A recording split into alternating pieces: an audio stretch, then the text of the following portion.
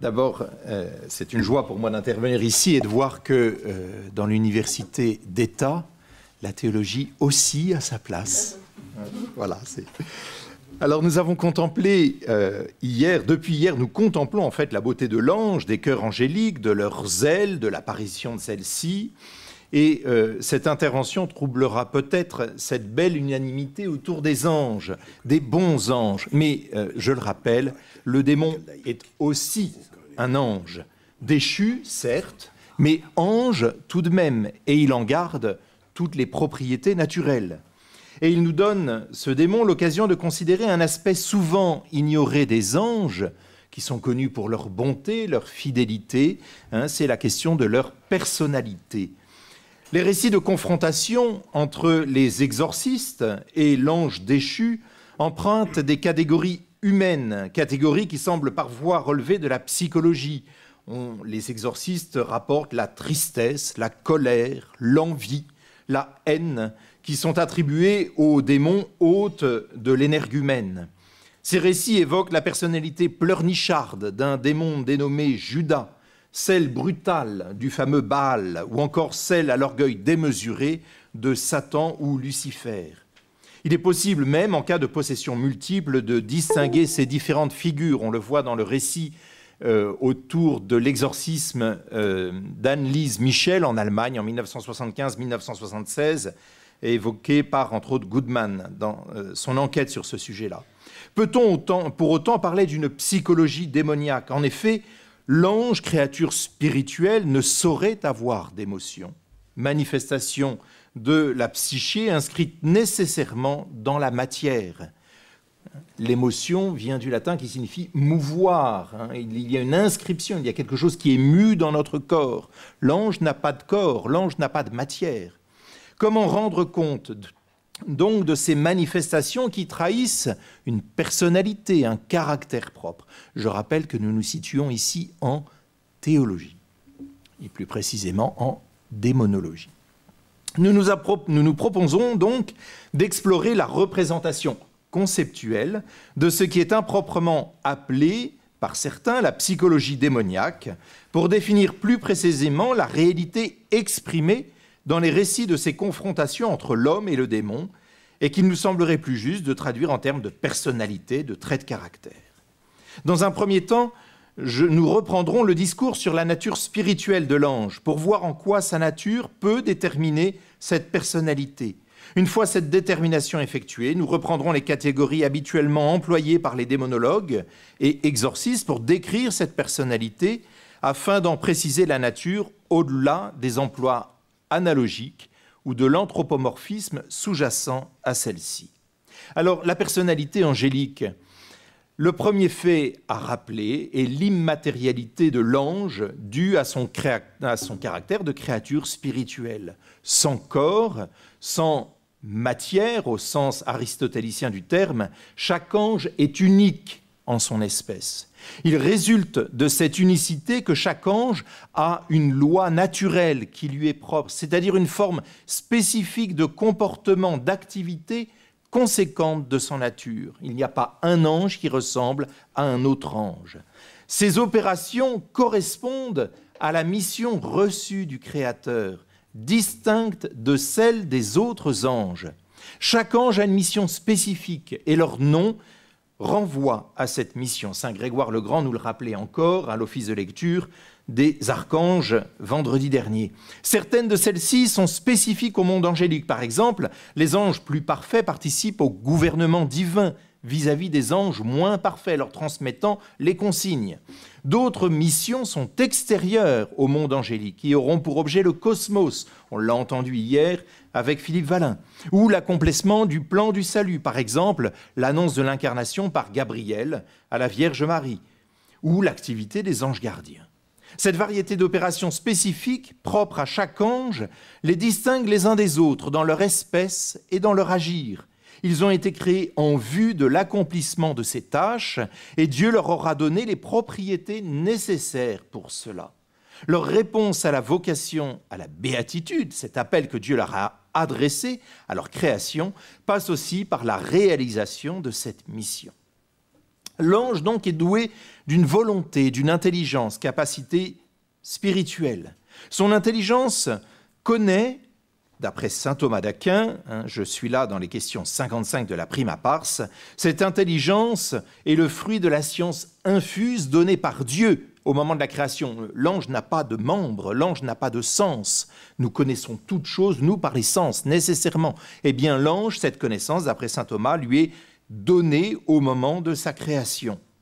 Cette connaissance est donc immédiate, sans erreur possible, alors que nous raisonnons. L'ange, lui, le concept est immédiat, la connaissance est instantanée. Il accède à toute vérité instantanément.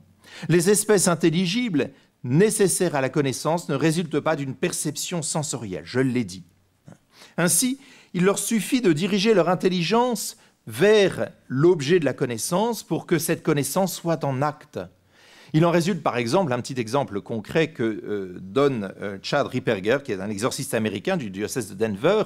Lorsqu'on interroge le démon, la réponse est immédiate. Si la personne commence à réfléchir, à hésiter, c'est probablement l'intellect humain qui est à la manœuvre et non pas l'intellect angélique. Sa volonté de l'ange est caractérisée par le même élan. Chez le bon ange, cette volonté se porte immédiatement et totalement au bien. Chez l'ange déchu, si avec son intelligence, et il y a un fait très important pour comprendre sa personnalité, si par son intelligence il reconnaît le vrai et la bonté des choses, en raison de son péché qui le marque, il va de toute sa force vers le mal. Son libre arbitre perverti le conduit à toujours choisir le mal d'une manière quasi compulsive. Le démon vit donc un clivage constant entre, d'une part, sa nature angélique, qui lui donne de percevoir, et l'amour naturel qu'il a pour lui-même, qui résulte de cela. Il sait qu'il a été créé avec une certaine perfection. Et puis d'autre part, l'engagement de sa volonté orienté vers le mal, de manière obsessionnelle et compulsive, je vous l'ai dit. Et on a là un trait important pour comprendre sa personnalité.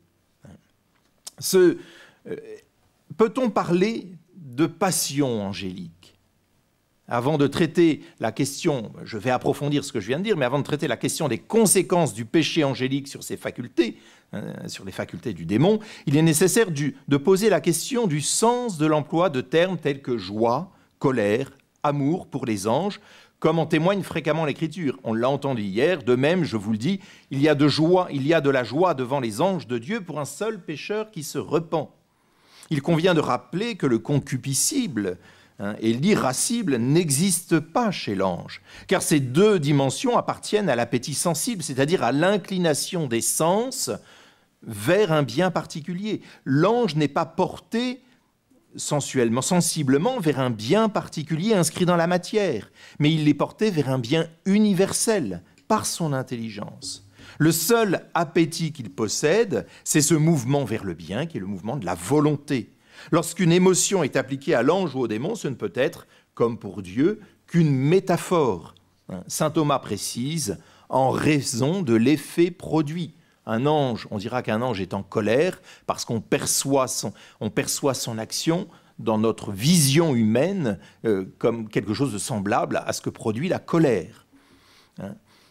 Donc la difficulté, lorsque les termes dénotant une émotion sont impliqués à l'ange ou au démon, il faut déceler la réalité spirituelle exprimée à travers ce langage. Et ça nous est difficile parce que nous nous exprimons à travers le langage émotionnel, nécessairement. C'est comme essayer de penser en dehors des trois dimensions. Ça nous est difficile, si ce n'est impossible. Par exemple, l'amour chez l'ange se réfère à la volonté orientée vers le bien. La joie chez l'ange désigne cette volonté ayant atteint ce bien, cet état dans lequel se trouve l'ange lorsque sa volonté a atteint le bien visé. L'amour et la joie n'ont aucune dimension émotionnelle chez l'ange. De même, la tempérance en tant que vertu régulant le désir et l'usage des biens sensibles n'existe pas sous ce rapport chez l'ange. Par contre, saint Thomas, dans la question 59, considère que l'ange mesurant et réglant sa volonté selon la volonté divine, on peut, sous ce rapport, parler de tempérance pour lui. De même, on peut parler de force pour caractériser la manière dont il exécute la volonté divine immédiatement, sans hésitation, sans pour autant qualifier ses qualités d'émotion, où il n'y a pas de vertu. Je n'approfondis pas. Ainsi, il est possible de parler de tempérance chez les anges dans la mesure où ils règlent leur volonté d'après la volonté divine, et non en tant que vertu morale. Et de force lorsqu'ils exécutent fermement la volonté de Dieu. Alors venons-en à la personnalité démoniaque. La perversion du péché angélique et ses conséquences. Nous le savons, saint Thomas, à la suite de saint Augustin, établit que le péché angélique n'est pas un péché charnel, non. Laissons de côté Genèse 6, mais c'est un péché d'orgueil, illustré parfaitement par la devise démoniaque par excellence, non serviam, je ne servirai pas. Le démon et ses sbires ont voulu atteindre la béatitude non en la recevant d'un autre de Dieu, mais par leur propre force, par leurs propres moyens, cherchant à ressembler à Dieu de cette manière-là. Les conséquences de ce péché pour le démon sont multiples. Tout d'abord, dans l'ordre relationnel. La hiérarchie angélique, dont nous avons parlé hier avec sœur Claire, voulue par le Créateur, n'a pas été détruite par le péché, mais pervertie. Le supérieur n'est plus au service de l'inférieur, mais il le soumet dans un esclavage sans pitié. C'est la haine qui régule les rapports entre les démons. Ensuite, dans l'ordre personnel, nous l'avons vu, la volonté du démon n'est plus orientée vers le bien ultime, la béatitude divine, mais vers un bien limité, sa propre béatitude. C'est un égoïste fondamental. Il en résulte la dissociation déjà évoquée entre son intelligence et sa volonté. Par son intelligence, il connaît le vrai, il connaît le bien, il a donc conscience du mal qu'il commet. Toutefois, il ne le regrette pas. Il continue à désirer le bien de sa béatitude, mais sa volonté ne peut adhérer à ce bien identifié. Il en résulte ce que nous nommons comme une souffrance, une forme de vermis conscientiae, disharmonie fondamentale avec sa nature d'ange. J'oserais dire, un peu en reprenant Bonino, il parle de... imaginons que nous soyons allergiques à l'oxygène. D'une certaine manière, le démon est allergique à sa nature même. Il vit dans une haine profonde de lui-même et des autres. Cet antagonisme envers Dieu, qui est à l'origine de leur loi naturelle, Dieu, c'est pas l'antagonisme, Dieu est à l'origine de leur loi naturelle, alimente leur désir de détruire toute autorité légitime, soit directement, soit en incitant l'homme à refuser de se soumettre à de telles autorités. Le chaos est démoniaque. Cela les conduit également à refuser la volonté de Dieu à leur égard, volonté exprimée dans leur mission. Le choix qui leur était offert à leur création touchait aussi leur mission spécifique, car elle découle de leur nature. Les bons anges sont associés à la volonté de Dieu, à l'accomplissement du plan divin. Et Dieu, par leur propriété, permet cet accomplissement, les associe à cela. Les mauvais anges, en refusant de servir, les démons répudient leur mission. Cela les amène à la pervertir. Les dons ou missions étaient destinés à servir le plan divin. Ils deviennent, chez le démon, le lieu et le moyen d'opposition à ce plan divin. Si leur mission angélique visait à servir la création et son harmonie, en devenant des démons, ils s'efforceront de briser l'harmonie du monde créé. Si leur mission angélique était d'assister l'homme de l'acquisition d'une vertu, l'ange de la chasteté par exemple, en devenant démons, ils travailleront à établir le vice opposé à cette vertu. Ce qui explique la spécialisation des démons dans le combat spirituel. Les pères du désert et les pères de l'Église ont discouru sur ces différents esprits. Origène écrivait « Il se trouve chez presque tous les hommes différents esprits qui cherchent à susciter en eux, les divers genres de péchés. Par exemple, il y a l'esprit de fornication et l'esprit de colère, l'esprit d'avarice et l'esprit d'orgueil. » Dans son homélie sur Josué, 15e homélie, 5e ligne. Les caractéristiques, ce clivage entre la volonté et l'intelligence est à l'origine des modalités spécifiques des manifestations de sa personnalité. Nous pouvons prendre en compte ces éléments après avoir considéré les prérequis nécessaires à une compréhension adéquate. Alors, quelles sont les principales caractéristiques de la personnalité démoniaque ? Bien sûr, première caractéristique, l'orgueil, puisque son péché fondamental est un péché d'orgueil. Satan voulut ressembler à Dieu, non pas dans un degré de perfection. Il sait parfaitement que Dieu est le Créateur et qu'il ne pourra jamais être au même niveau, ça c'est clair. Mais dans le sens, il peut au moins lui ressembler dans le sens de ne pas dépendre d'un autre. Il espère cela. Cela se manifeste par un orgueil marqué par un esprit de supériorité et un auto-référencement continuel. Deuxième caractéristique de la psychologie démoniaque, l'envie. À l'orgueil succède immédiatement l'envie et la jalousie envers l'homme. On voit ça dans le commentaire de Saint Jean, de saint Thomas d'Aquin au chapitre 8, leçon 6. La jalousie est une des formes de l'envie. Ainsi que par la haine, fruit de l'envie. Il est envieux de l'homme, car il voit en lui un bien dont il ne jouit pas, et estime que ce bien lui fait de l'ombre. Le bien qui est l'amour divin en faveur de l'homme et la destinée éternelle auquel l'homme est promis. Il perçoit l'attention particulière que Dieu accorde à l'homme et il s'attriste de cette attention particulière. Le démon est animé d'un sentiment d'infériorité face à Dieu, mais également face à l'homme, en raison du dessein divin réservé à ce dernier. Ce sentiment l'incite à l'envie et à la colère. Porté par l'envie, le démon sera enclin à susciter ou accentuer cette émotion lorsqu'il en perçoit les prémices chez ses victimes, afin de les pousser au péché et de les emprisonner ainsi. Le démon, par ses suggestions et en s'appuyant sur l'orgueil, fait naître l'envie dans le cœur de l'homme, mettant particulièrement en évidence sa position d'infériorité à Dieu. Pensons à cette tentation originelle. Dieu sait que le jour où vous en mangerez, vos yeux s'ouvriront et vous serez comme des dieux qui connaissent le bien et le mal. Indirectement, il souligne la position d'infériorité de l'homme pour susciter l'envie par rapport à Dieu. Troisième trait de caractère, la haine. Après l'envie vient la haine. L'amour est suscité par le plaisir. Nous aimons ce qui nous paraît plaisant. Inversement, la haine est engendrée par ce que nous percevons comme source de tristesse, de mal, et nous le rejetons. Nous éprouvons de la répulsion envers ce qui nous attriste, car nous le voyons comme un mal. L'envie et la tristesse éprouvées face au bien d'autrui perçu comme un mal, car il diminue notre propre gloire et notre succès. Par conséquent, l'envie engendre la haine.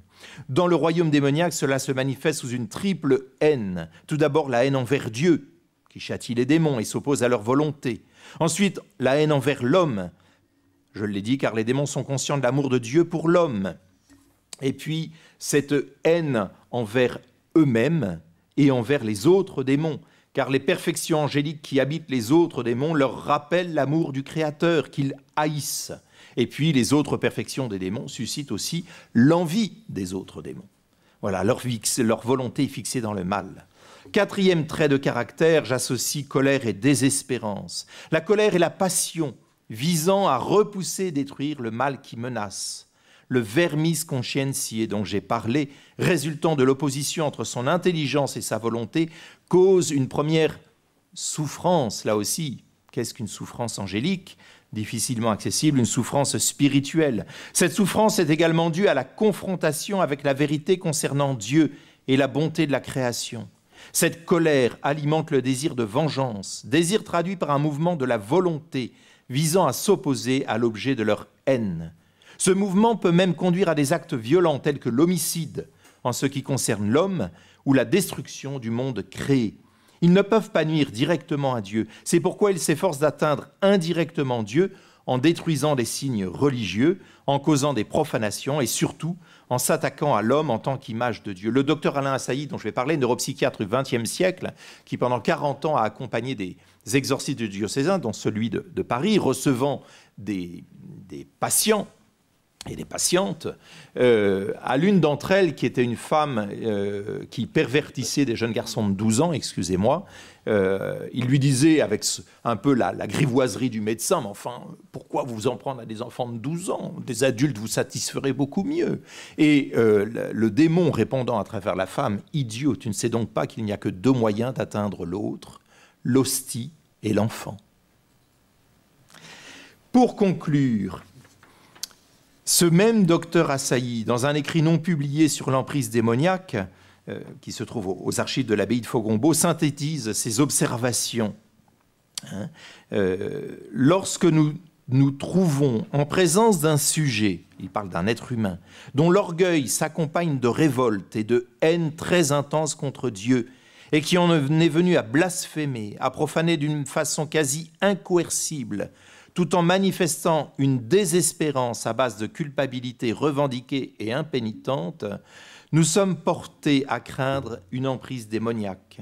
Ces symptômes sont la manifestation de l'action en arrière... Fin de citation, pardon. Ces symptômes sont la manifestation de l'action en arrière-plan de la personnalité humaine. Pardon, je reprends. Ces symptômes sont la manifestation de l'action en arrière-plan de la personnalité humaine, de la personnalité du démon, qui cherche à imprimer ses traits dans sa victime, afin de, si possible, la conduire à la désespérance, à l'autodestruction et à la damnation. Le démon agit tel un parasite qui colonise le système émotionnel et psychologique, cherchant à reproduire en l'homme ce qu'il habite.